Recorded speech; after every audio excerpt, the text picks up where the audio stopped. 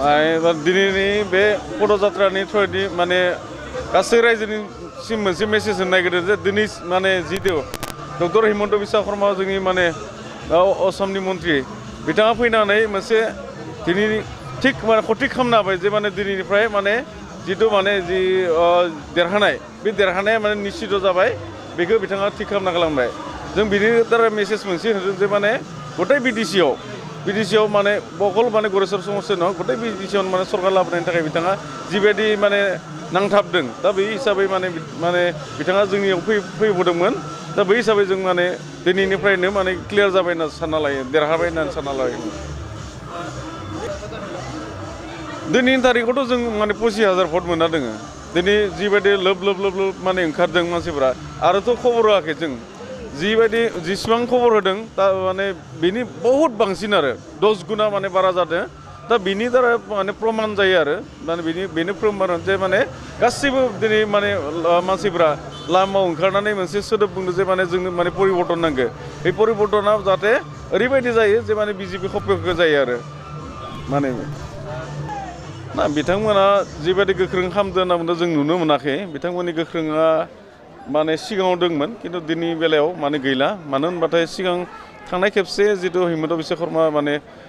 फैनाय माने बै खेबनिफ्रायनो एसे माने दुरबल जालांदों आरो दा दिनै फैनो हानायनिफ्राय आरो बिसोर माने थानाय नंलाखौ जों सानो आरो माने एनार्जि गैला आरो दा बिथांमोना माने बेफोरबायदि माने प्रसार खालामसोनो हानाय माने अबस्थाखौ जों नुवाखै आरो बेफोरथ' सिगांनि फट' बेफोरखौ आरोलाय माथो सोरबा माने हिमन्त हाग्रामाजोंबो दंमोन नङा होमबा बे बेलायाव माने बुंनो गोनां जेबो गैया सिगांनि बे फट'खौनो भाइरेल खालामना होदो आरो बेयाव खुनु धरनाव माने सुरेन बर'नि बाथ्रा फैया सुरेन बर'खौ जों माने बिथांखौ जों मानसि हिसाबै सनमान होयो खिन्थु जों माने पलिटिकेलि बा बेयाव